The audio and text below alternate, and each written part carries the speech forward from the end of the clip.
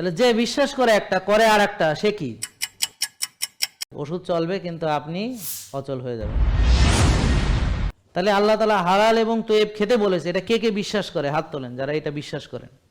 যারা হুইল চেয়ারে চলতেছে, যারা প্যারালাইসিস হয়ে বিছানায় শুয়ে আছে, যাদের চোখ নষ্ট হয়েছে, লিভার, যত রুগী আছে সবাই সাক্ষাৎকার নেবেন।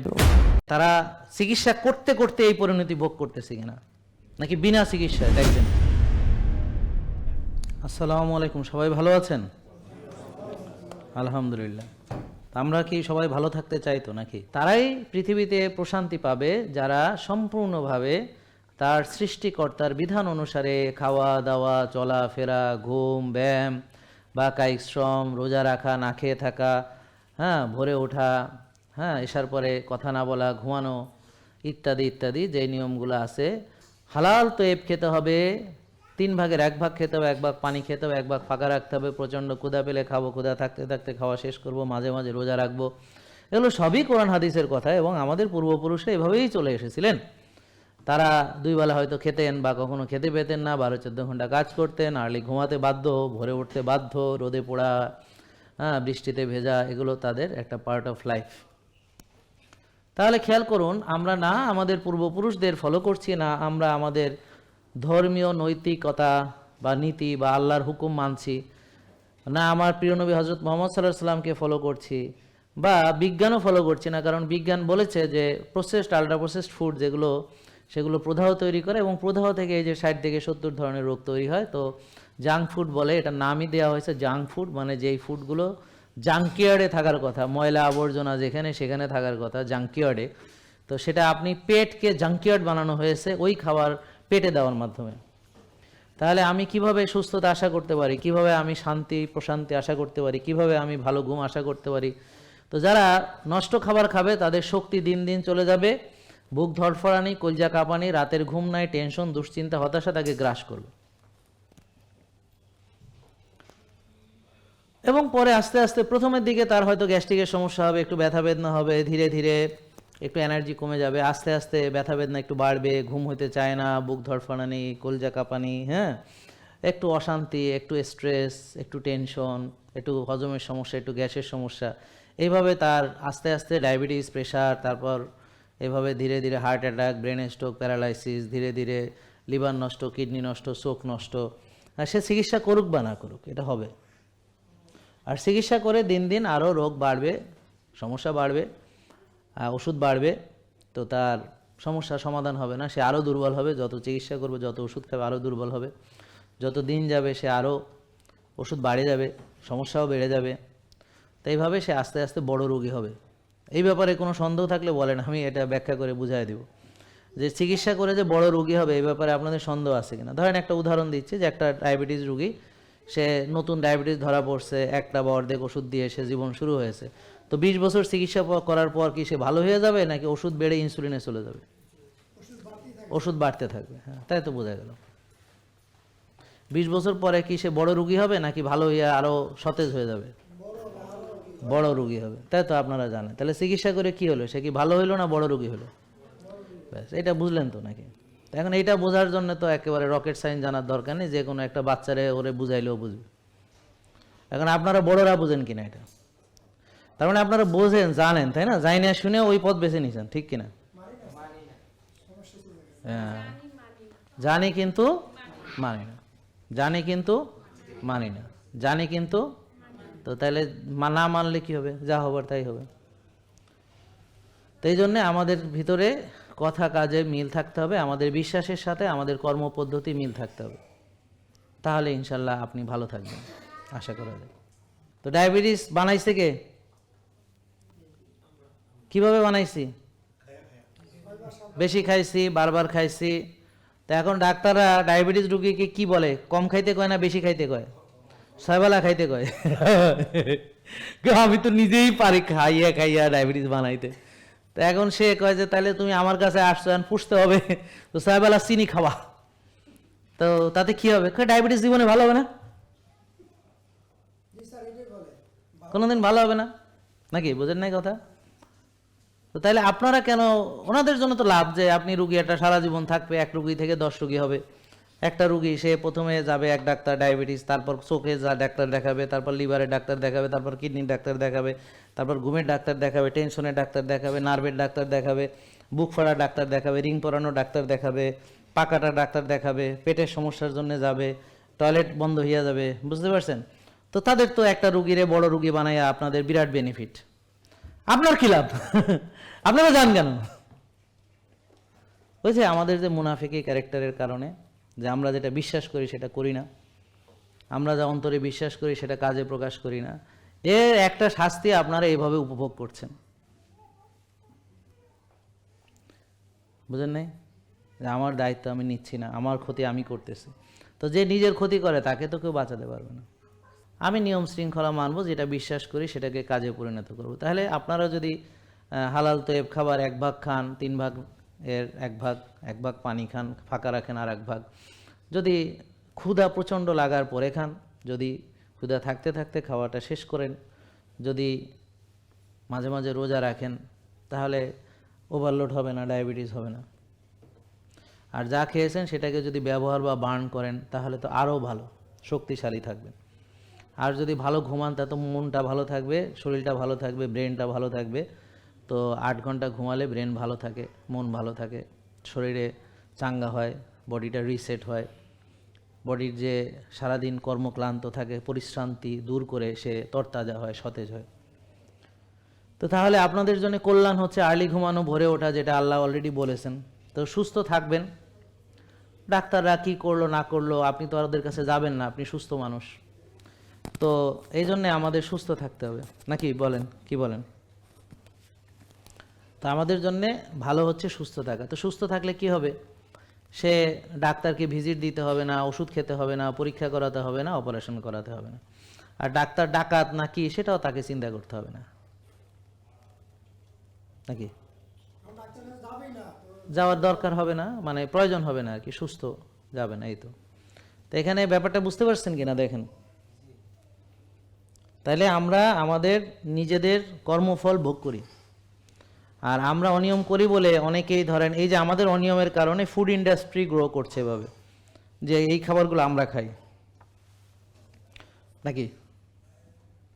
তা আমাদের অনিয়মের কারণে ডাক্তারদের এত পোয়াবারো হচ্ছে, আমাদের অনিয়ম কারণে এখন মানে ফার্মেসিগুলো পাড়ায় পাড়ায়, মহল্লায় মহল্লায় ফাস্টফুডের দোকান এবং ফার্মেসি, কারণ আমরা ওই খাবার খাই আর ওই ওষুধ খাই। এই জন্যে একেবারে আমাদের মনে করেন যে ঘরে তো ফার্মেসি একটা আছে, যে সবার ঘরে ঘরে একটা ফার্মেসি আছে, যে সবার ঘরে একটা ওষুধের মোটামুটি, সেটা তো ছোট ফার্মেসি, মিনি ফার্মেসি আছে। হ্যাঁ হ্যাঁ হ্যাঁ, না বের হলে তো আর আপনি সুস্থ হয়ে যাবেন। তো ডাক্তাররা আপনাদেরকে বের করার বুদ্ধি দেয় না, বলে যে সারা জীবন ওষুধ খাবা, প্রেশার ভালো হয় না, কোনোদিন ডায়াবেটিস ভালো হয় না, কোনোদিন একবার যখন ফাঁদে পড়ছে এখান থেকে বের হইতে পারবে না। ওষুধ চলবে কিন্তু আপনি অচল হয়ে যাবেন, নাকি? বুঝেন নাই কথা? চলবে, ওষুধ কি হবে? চলবে। কে অচল হবে? কে যে খাবে। এর প্রমাণ রাখবে কি? এই পর্যন্ত যত লোক আছে যারা অচল হয়েছে, যারা স্ক্র্যাচ ভার দিচ্ছে, যারা হুইল চেয়ারে চলতেছে, যারা প্যারালাইসিস হয়ে বিছানায় শুয়ে আছে, যাদের চোখ নষ্ট হয়েছে, লিভার, যত রুগী আছে সবাই সাক্ষাৎকার নেবেন, দেখেন তারা চিকিৎসা করতে করতে এই পরিণতি ভোগ করতেছে কিনা, নাকি বিনা চিকিৎসায়। দেখবেন, বলেন, উত্তর দেন, বলেন। চিকিৎসা, সবাই বলেন। চিকিৎসা করতে করতে, বলেন। ওষুধ খেতে খেতে এই অবস্থায় পৌঁছাইছে। তাহলে আপনারা ওষুধ খেতে খেতে কোথায় পৌঁছাবেন? আপনাদের এটা তো দেখা ঠিকানার তো পরিষ্কার, ক্রিস্টাল ক্লিয়ার, শুধু সময়টা বাকি, যে আরো 10-15 বছর লাগবে আপনার ওই যে প্যারালাইসিস হইতে, হার্ট অ্যাটাক হইতে আরো 15 বছর লাগবে, 10 বছর লাগবে বা 20 বছর লাগবে। তা আপনি তো জানেন আপনার গন্তব্য, জানেন কিনা? তারপরও সেই পথে হাঁটছেন, তাহলে এবার কি হবে? আপনার গন্তব্য জানার পরও সেই পথে হাঁটছেন। এখন এবার দেখেন আমাদের নির্বুদ্ধিতার কারণে আমাদের মাথায় সবাই ছড়ি ঘোরাতে পারছে, আর যারা এসব কথা বলে তাদেরকে পৃথিবী থেকে বিদায় করে দেওয়া হচ্ছে।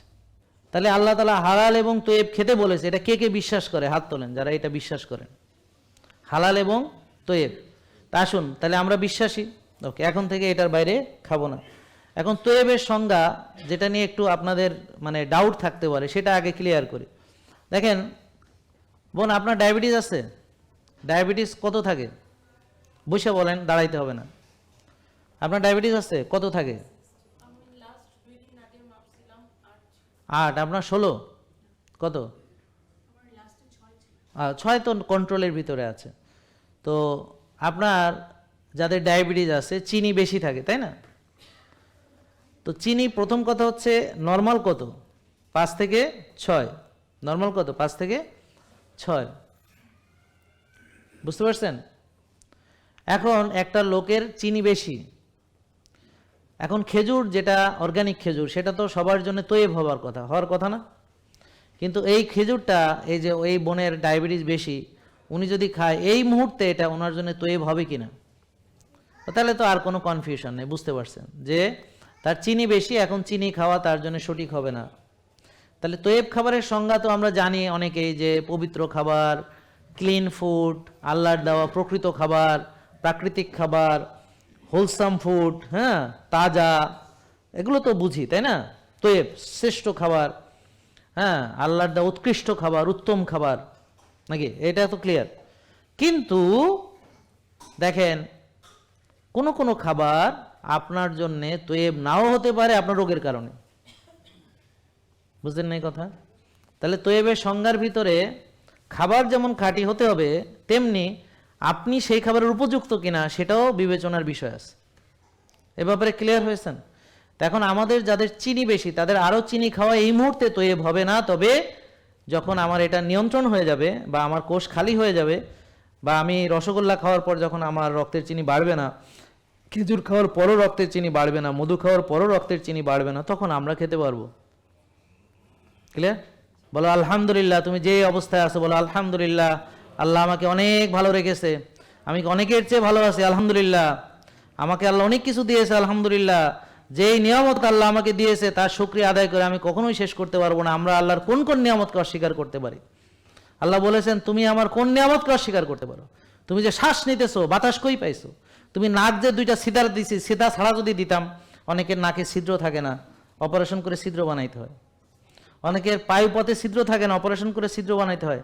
মেয়েদের অনেকে বাচ্চা ও রাস্তা বন্ধ থাকে, অপারেশন করে বানাইতে হয়। তো তোমারে তো আমি ছিদ্র সহ দিছি, নাকি? এই ছিদ্র না থাকলে কি করতে? তো এইভাবে আপনি কয়টা নিয়ামতের শুকরিয়া আদায় করবেন? আপনি যে এত অশান্তির মধ্যে আছেন, তা আপনার যে অনেক কিছু আল্লাহ দিছে সেটা চোখে দেখেন না কেন? তো ইবলিস বলে কি, যে তোমার একটা সমস্যা, এটা নিয়েই তুমি কনসেন্ট্রেট করো, আর 1000টা আল্লাহ তোমার ভালো দিছে এটা যেন ভুলেও এটা স্মরণ করবে না, ভুলেও শুকরিয়া আদায় করবে না। কি নাই তোমার, কি নাই, এখানে ফোকাস করো। এখানে আমার এটা নাই, আমার ওটা নাই, সেটা নাই, এখানে ফোকাস করো এবং এইটা নিয়েই সারাদিন ভাবো, সারা রাত ভাবো, বুঝছেন? আর যা আল্লাহ দিছে জাস্ট, এটা হলো নেমক হারামি যাকে বলে, বা অকৃতজ্ঞ মনোভাব। যে আল্লাহর প্রতি কৃতজ্ঞতা হচ্ছে আলহামদুলিল্লাহ, বলেন আল্লাহর প্রতি কৃতজ্ঞতা হচ্ছে আলহামদুলিল্লাহ, আমি অনেক ভালো আছি। আর অকৃতজ্ঞরা সারাদিন রাত টেনশন করে, যা তার আছে সেটা নিয়ে সে মোটেই সন্তুষ্ট না, অসন্তুষ্টি, যা তার নেই সেটা নিয়ে সারাক্ষণ চিন্তা। এটা হলো ইবলিস আমাদেরকে ফাঁদে ফেলে দিয়েছে, আমার চিন্তা ভাবনাকে সে ভুল পথে পরিচালিত করছে। তো নফসের দাসত্ব কারা করে? যাদের নফসকে সে ছেড়ে দিয়েছে। নফস যা বলে খাও খায়, ঘুমাও ঘুমায়, রাত জাগো জাগে, দেরি করে ওঠে, মসজিদে যাও না যায় না, নামাজ পড়ে না পর্দা করো না করে না, নফস যা বলে তাই শোনে, নফস যা বলে তাই শোনে, হ্যাঁ নাচে, হ্যাঁ নাচে। তাহলে এটা হলো ইবলিসের দ্বারা নিয়ন্ত্রিত নফস। আর যে নফসকে দাস বানায়, যে আমি এটা খাবো না, তুই কে? হুদা হেল আর ইউ, আপনি নিজেকে বলছেন, তুই কেন আমাকে এটা খেতে বলছিস, তোর কি লাভ, তুই কে? ও আসলে ইবলিস, যে আপনাকে খারাপ খাবার নির্দেশ দেয়। সে বলে যে আমি ওদেরকে নির্দেশ দিয়েছি, সে এটা করেছে, সে খারাপ খাবার নির্দেশ দিয়েছে, খারাপ কাজের নির্দেশ দিয়েছে, খুন করার নির্দেশ দিয়েছে, জ্বালাও পোড়াও করার নির্দেশ দিয়েছে, অনিয়ম করার নির্দেশ দিয়েছে, রাত জাগার নির্দেশ দিয়েছে, মসজিদ থেকে বিরত থাকার নির্দেশ, নামাজ না পড়ার নির্দেশ দিয়েছে, অন্যের ক্ষতি করার নির্দেশ দিয়েছে, অকল্যাণ কাজ করার নির্দেশ দিয়েছে, নিজের ক্ষতি করার নির্দেশ, নিজেকে মোটা বানানোর নির্দেশ দিয়েছে, তার ফ্যাটি লিভার বানানোর নির্দেশ দিয়েছে, তাকে ডায়াবেটিস বানানোর নির্দেশ দিয়েছে, তাকে বলা হয়েছে যে তুমি আরও বেশি করে খাইয়া রক্ত নালিতে চর্বি জমাইয়া ব্লক বানাইয়া তারপর রিং পরাও। সেই ইবলিসের দাস, ইবলিস যা বলে তাই করে। ব্যাপারটা বুঝেন নাই?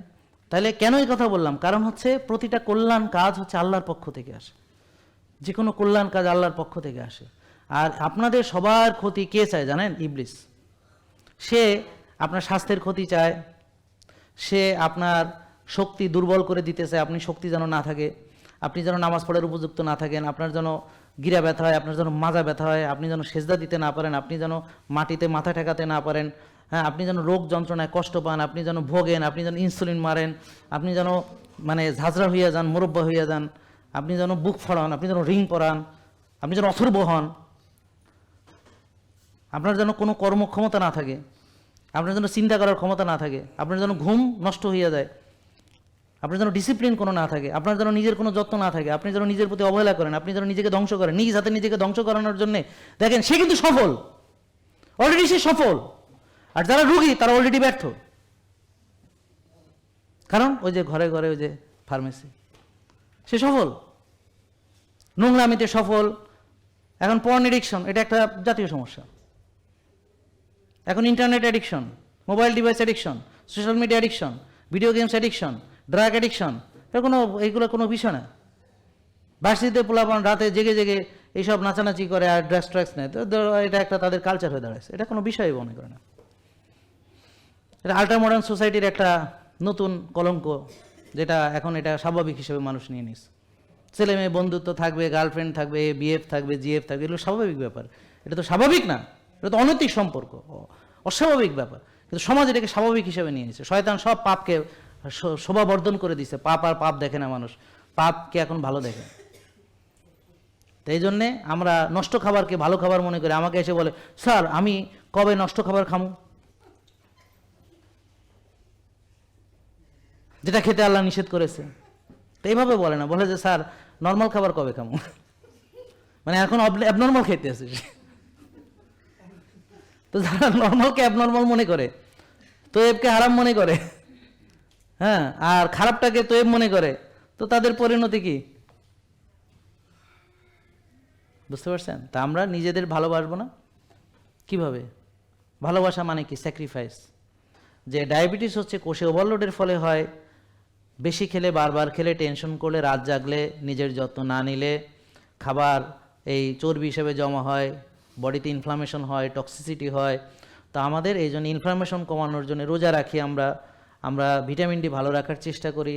তারপরে আমরা কফি এনামা করি বডিকে ডিটক্সিফাই করার জন্যে, ঘাম ঝরাই, বুঝতে পারছেন? আমরা ব্যায়াম করি, ব্যায়ামের মাধ্যমে আমাদের শরীর থেকে ঘাম ঝরে, আমাদের ইনফ্লামেশন কমে, ব্যায়ামের মাধ্যমে আমাদের শক্তি হয়, খাবার হজম ভালো হয়, বডিতে নাড়াচাড়া হয় ভালো, হ্যাঁ, বডিতে এই যেই খাবারগুলো আমরা খেয়েছি সেগুলো ব্যবহার হয়, শক্তি তৈরি হয়, হ্যাঁ, এভাবে শক্তি আবার রেস্টোর হয়, মাইটোকন্ড্রিয়া বাড়ে, হ্যাঁ, শক্তি তৈরির যে কারখানা, power house of the cell mitochondria. তো ব্যায়ামের মাধ্যমে মাইটোকন্ড্রিয়ার আকারে বাড়ে, পরিমাণে বাড়ে এবং সংখ্যায় বাড়ে। নতুন নতুন মাইটোকন্ড্রিয়াল বায়োজেনেসিস হয় রোজার মাধ্যমে। রোজা রেখে ব্যায়াম করলে আরও ভালো হয়, খালি পেটে ব্যায়াম করলে। যেমন সকালে আমি খালি পেটে ব্যায়াম করেছি, মানে ব্যাডমিন্টন, টেনিস খেলেছি। আশা করি বুঝতে পেরেছেন। তাহলে এই ব্যাপারে কোনো সন্দেহ তো নাই না, যা বলেছি। তাহলে পরিমিত খাওয়া এবং কল্যাণ কার জন্যে কোন খাবার, এটা রিপোর্টের আলোকে আমরা আপনাকে, আমার ডাক্তার গাইড করবে, আমার পুষ্টিবিদ গাইড করবেন, এবং আমাদের কি কি ব্যায়াম আপনার উপযুক্ত আপনার জন্য সেটা আমাদের এখানে বলে দিবে। এর জন্য কোনো অর্থ পেমেন্ট করতে হবে না। ধন্যবাদ। আসসালামু আলাইকুম। জেকে লাইফস্টাইল, ওষুধ মুক্ত সুস্থ জীবন।